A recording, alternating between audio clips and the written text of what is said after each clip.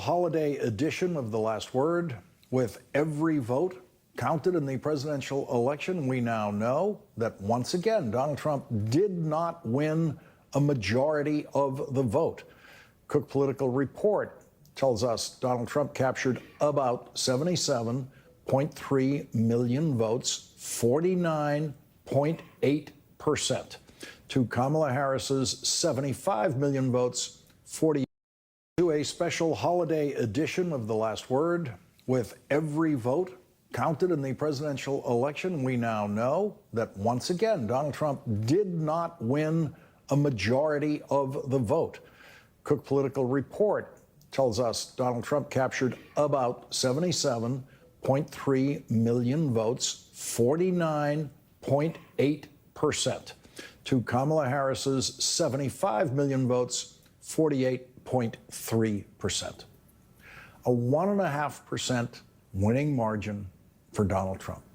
Another 1.7% of the vote went to other candidates, with almost 3 million people voting for other candidates for president. And so once again, most American voters voted against Donald Trump.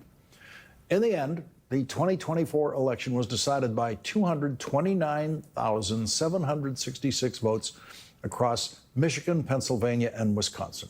Joe Biden's record high vote count in 2020 of 81 million votes for president remains the most votes ever won by a presidential candidate in American history. Of course, the number of voters constantly increases as the population increases over time. And so former presidents who actually won in huge landslides, like Ronald Reagan, Lyndon Johnson, and Franklin Delano Roosevelt, couldn't possibly have won as many votes as even losing candidates do now, because of the voting population at that time was so much smaller. Post-election polls showed voters in conflict with themselves.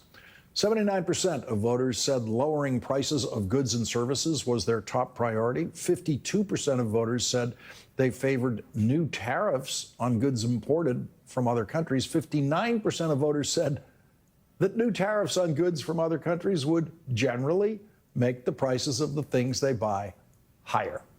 The Congressional Budget Office agrees with those 59% of voters who said new tariffs will increase prices. The Congressional Budget Office estimates the new tariffs Donald Trump has proposed would cost American families an average of $1,560 a year.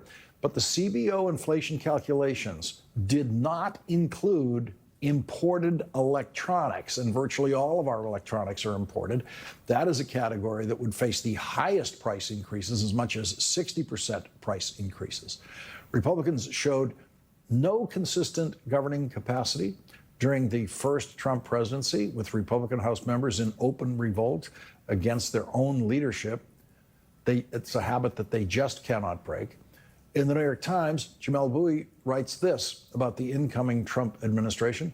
Compare Trump's picks with virtually any other Republican White House or cabinet, and you'll see a team with shockingly little governing experience and almost no connection to the institutional Republican Party outside of donations made to affiliated political action committees. Trump is not picking from within the broad universe of the Republican Party. He has no interest in most of the politicians, policy entrepreneurs, and experienced bureaucrats who make up most Republican administrations. He is interested, more or less, in people he sees on TV. Trump is less concerned here with the health of the Republican Party, less concerned with building out the next generation of Republican leaders than he is with serving his narrowest interests. The Republican Party could wither and die, and Donald Trump would not care, provided it did not disrupt his ability to enrich himself and his family.